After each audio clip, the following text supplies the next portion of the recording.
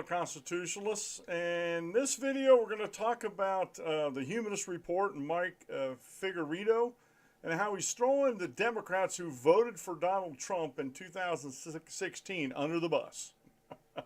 And as I was watching this video, I was cringing because of his responses to a CNN story where they talk about more of his flubs over his policies, although the reporter who is interviewing these folks, who are from Ohio, I believe, he is actually asking them about policies. And Mike Figueredo, or Figueredo, excuse me, Mike Figueredo of the Humanist report doesn't think that's happened. You know, that CNN's not doing that, which, you know, CNN, they do it sometimes. Other times they talk about his flubs.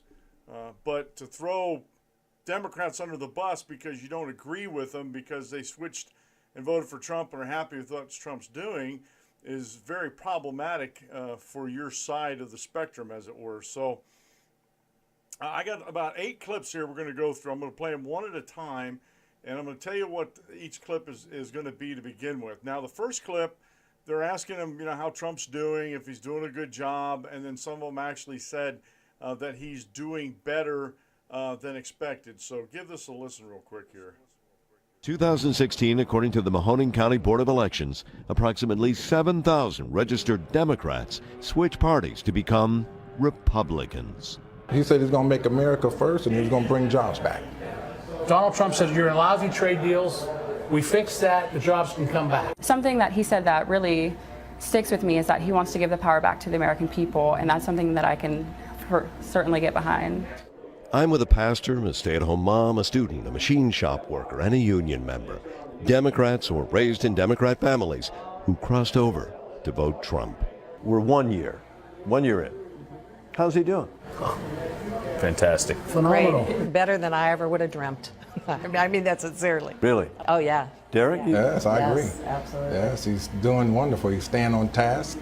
So these Democrats who raised Democrats, they voted for Trump in 2016, thinks he's doing a good job, doing better than expected on a whole host of different things that they talked about. Now, the next clip we're going to see here, where they're going to talk about immigration rules and respect for law. And again, this CNN reporter is going right down the line here talking about these things. It just amazes me how far some people will go to try to prove their points on their side. We start with a hot-button topic of the moment. How big an issue to all of you is immigration? Huge. Huge. Really? Absolutely. In Youngstown, Ohio? Absolutely. And as far as I'm concerned, they're stealing jobs of rightful citizens. It's also about something else Trump voters say is important: rules and respect. I feel like when people come here illegally, that's just very disrespectful. You don't respect our laws, and you shouldn't be able to come here freewheeling like that. A year later, they all still want the wall. All right, so they're talking about immigration and rules and respect for law, and they had their own opinions, and I think there were very well-grounded opinions of what they had when it came to these issues. Now, the next clip, and I'm just putting these out here for you folks, because when I get to the rebuttal, this is where Mike's going to throw them underneath the bus, and I think he's being unfair to them, and I think he's, you know, I don't think it's right what he's doing.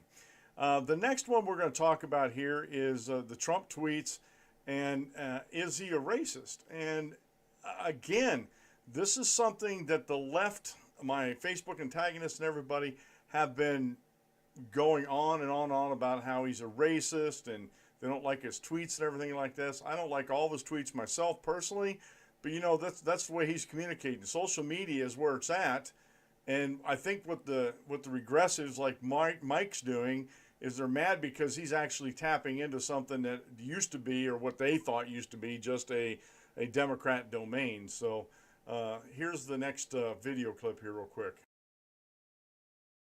As for the president's inflammatory tweets and speech, Gino says he used to cringe, not anymore. So you don't cringe anymore because you've grown numb to it, or? No, not numb at all, but I know what he's done. And I'm starting to get an inkling why he uses Twitter in the way he does. Because if all he had to rely on is what people say about him, oh my God, I might not like the guy, but I love the guy. I love the job he's doing. Justice met Trump at a rally and says he's not a racist. He was just the nicest person, and honestly, if he was a racist, as everyone paints him out to be, he could have just walked right past me and not even said a word. Okay, so we see there, about his tweets. If it wasn't for his tweets and all we listened to was, in my terms, my vernacular, the lamestream media, that he might the one guy might not have liked Trump at all, and then that young lady, the black young lady, said that he wasn't a racist at all. And these are some huge things that the regressive left have against Donald Trump. Now, in the next clip, they're going to talk about, the reporter's going to ask him, did Trump lie? He's going to ask him about the economy. Is the media treating him fair? And the response is great. I think the response is great to what they're saying. And this, I'm not putting these out that I agree with him lockstep and that he's making Trump look good. I think these people are genuine in what they think, and I think they're well thought out answers to questions that are being asked of them. So let's get into this next clip here. The lies. Well, let me ask you this. Do you think he is a liar? Do I think he's lied? No. Do I think he's fallen short in some of his goals? We all do. Economically, they say things are getting better. The stock market and their home values are up. Industries are booming. Everywhere I've seen. I look around here, I don't see a boom. Well, in this area, no, but I feel like there's small businesses that are starting to pick up. Derek says Trump's tax reform will fuel the recovery. If you expand your business in the inner city, so then my community will benefit from this tax cut. Do you think the media gives the president a fair shake? I don't think so at all. No. 1 year later, these voters couldn't be happier. They see achievement. Most of all, they see a president like them. And he's like tenacious sometimes and says stuff off the cuff like we do, like real Americans do. We're not perfect. I'm tired of suave. I'm tired of polished. I'm tired of the teleprompter. I am. I want my country back. Did you hear that answer? He's like us. Sometimes he talks off the cuff, just like we do. Okay? Just like we do. You don't want someone polished or suave. You want someone who's going to speak the truth to you, or not going to polish it up in a bunch of politically correct speech. And this is what I believe the regressives, one of the things the regressives have the most against Donald Trump is because of his speech and his tweets and his off-the-cuff or shoot-from-the-hip type mentality he has. Now, the next 4 clips are going to be Mike's rebuttal. Mike Figueredo's rebuttal to this whole thing. And in this first clip, he gets right into it. He throws them underneath the bus, folks. Just throws them underneath the bus. And this is where I cringed, because I'm not going to throw a whole group under the bus like that. Even if they were Democrats, if they gave a thoughtful, what they felt was truthful answer to questions being asked them, I wouldn't throw them underneath the bus. But Mike has no qualms about this, and this is the first time he's thrown people under the bus when it comes to these things. So this will be, if you're keeping track of this will be clip 5 coming up here. So that to me was incredibly surprising. I want to go back to what they said. He's doing better than I ever would have dreamt. Immigrants are stealing jobs from rightful citizens. That's what one person said. When people come here illegally, that's very disrespectful. Do I think he lied? No. He's tenacious sometimes and says things off the cuff like we do, like real Americans do. He's not perfect. I'm tired of perfect. I'm tired of suave. I'm tired of the teleprompter. So when I hear these things, I can't help but obviously recognize right off the bat that these people are misinformed about a lot. Although I do understand with what some of them are saying. Yes, he's not focus group driven. I get that. I prefer that as well. But I don't necessarily care so long as the policy is on point. Mike doesn't care about all that as long as the policy's on point. These folks are woefully misinformed. Now, Mike's going to go through in the next 3 videos that we have here, the next 3 clips that we have here, Mike's going to go through and explain himself about this and explain why he thinks the way he thinks, that they're misinformed.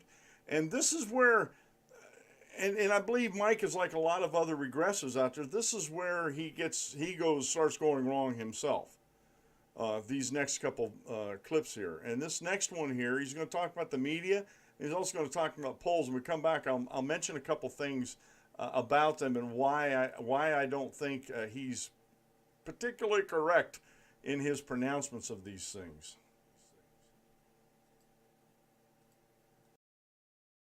At the end of the day, but it's interesting because it shows that they still approve of Donald Trump, and this was surprising to me because for people who are liberal-minded voters, after 1 year with Donald Trump being a disaster, with his approval rating being at 32%, they still support him, and I find that fascinating. So initially, what I was going to do was come out here and debunk what they're saying, because with that guy saying, well, immigrants are stealing jobs from rightful citizens, obviously he's misinformed. That's not happening.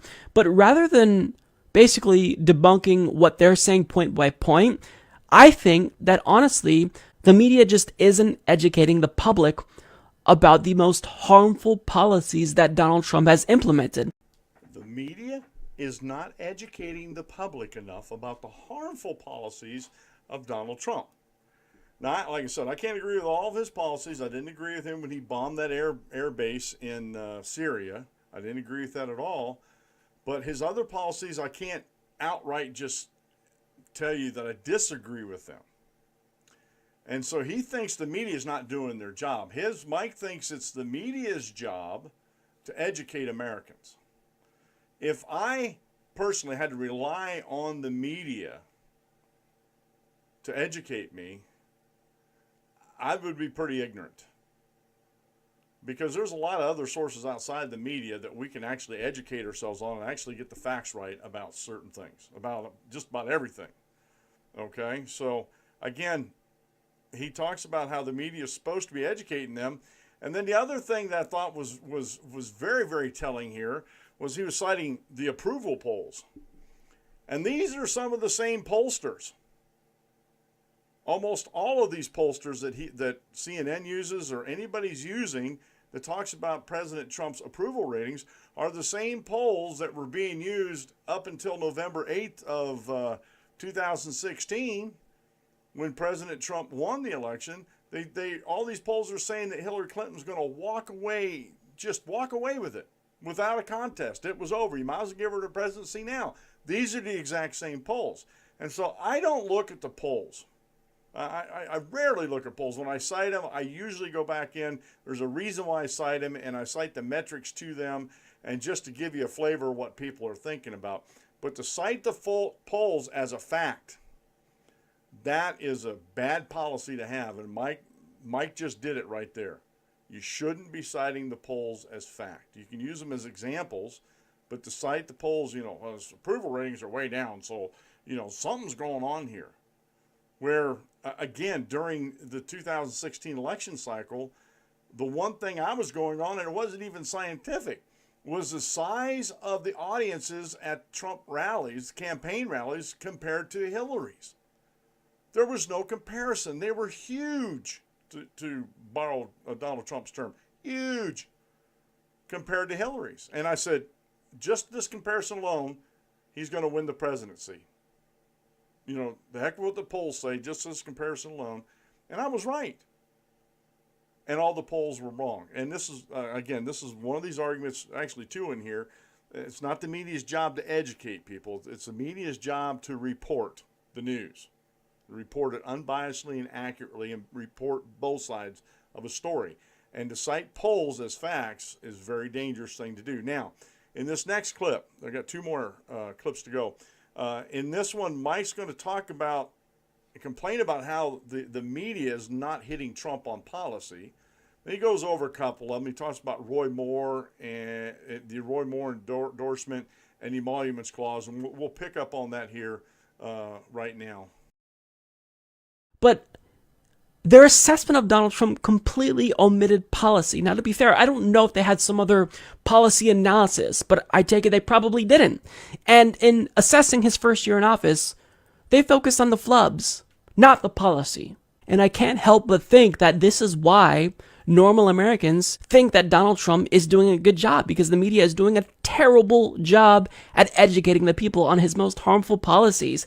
See, when I did my assessment of Donald Trump's presidency, it was almost exclusively based on policy, with a couple of exceptions. So, for example, I noted his endorsement of Roy Moore and how he's in violation of the Emoluments Clause of the Constitution because he refused to place his businesses in a blind trust so that way he would no longer have control. So when you go through and talk about his policies, it becomes crystal clear that he's been a complete disaster for normal Americans, the same Americans that were featured in that clip.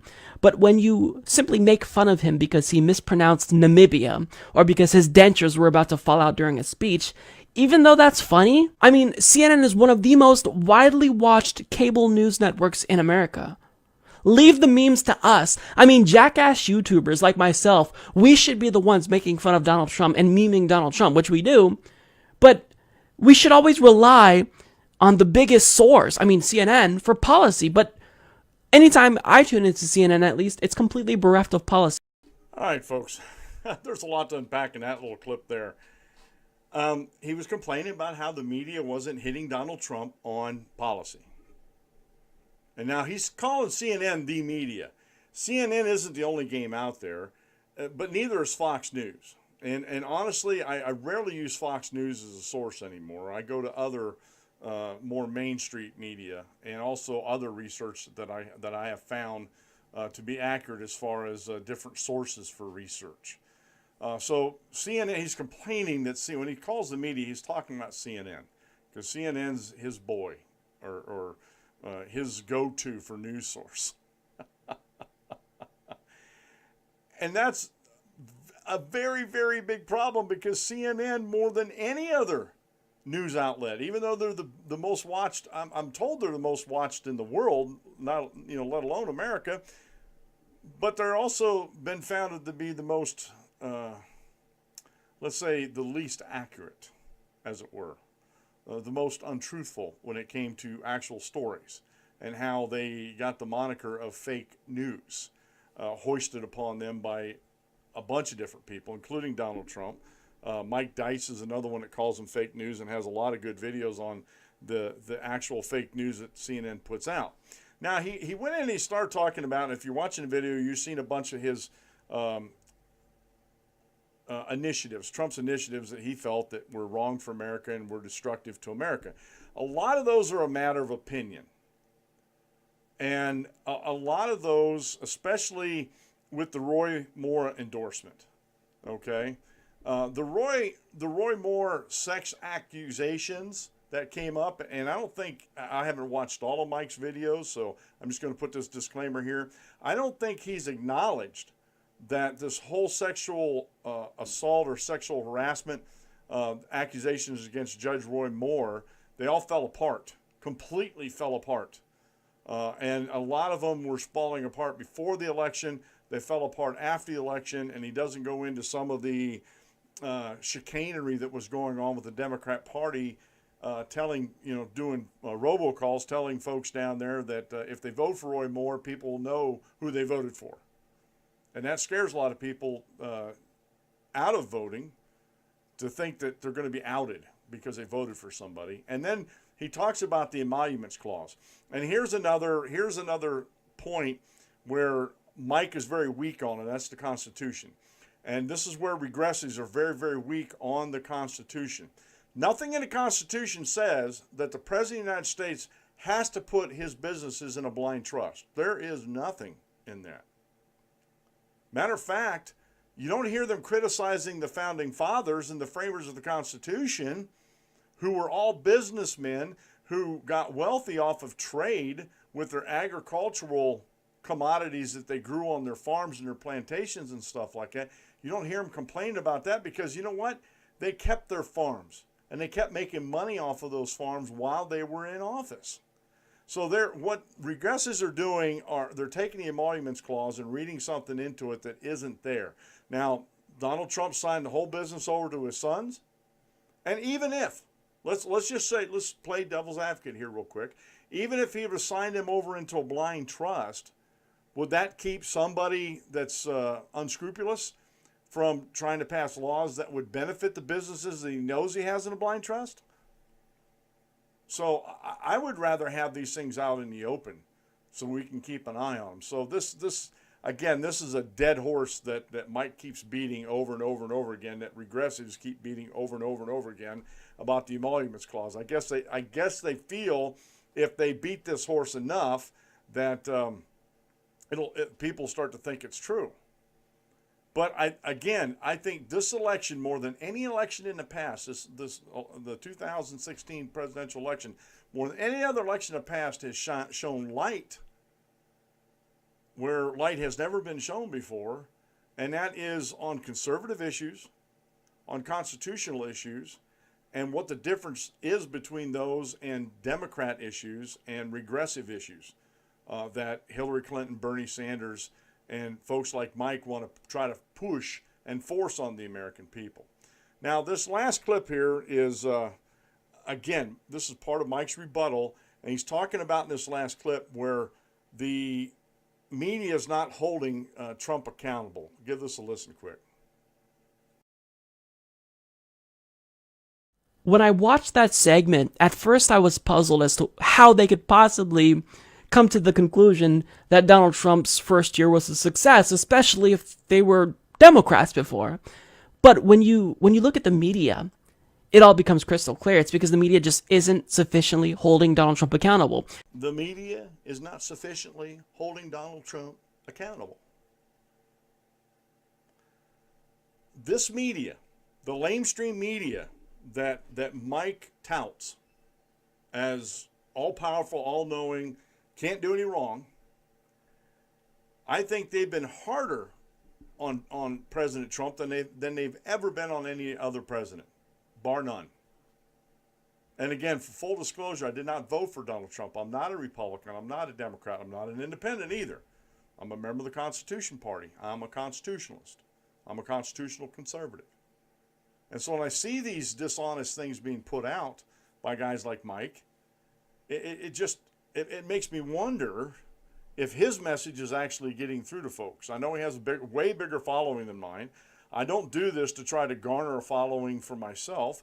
I do this to point fallacies out. He's not the only one I do rebuttal videos on, although his are the most interesting ones because his are so easy to rebut. And it made me cringe. And this is one of those cringe-worthy videos of his. And I'll put the link to this video of his down in the comments below this. But to throw people under the bus like that, to say they're so ill-informed and that the media is not doing their job to educate them, these folks may not have been watching CNN. I know a lot of people don't watch CNN. And I think they're getting a better education about what's going on in the world by not watching CNN and probably just remaining ignorant of the issues than allowing CNN to educate them. So, again, to throw somebody under the bus like that is just, it amazes me. It really amazes me how he can do that and how he can continue to do that and continue to just do it with a straight face. I know he was smiling and laughing about it a little bit there, but to do it with a straight face is just, it's beyond me how he can do that. Folks, this has been the Dan Clements Show. I'm your host, Dan Clements, your constitutional warrior. Remember, if you aim at nothing, you hit it every time. And be sure to like this video, leave some comments, subscribe to it, hit the notification button so you know when I have new videos coming up. And help me support by sharing the video and going to my Patreon account, which the link will be in the notes below this video. Have a great rest of the day, and we'll see you in the next video.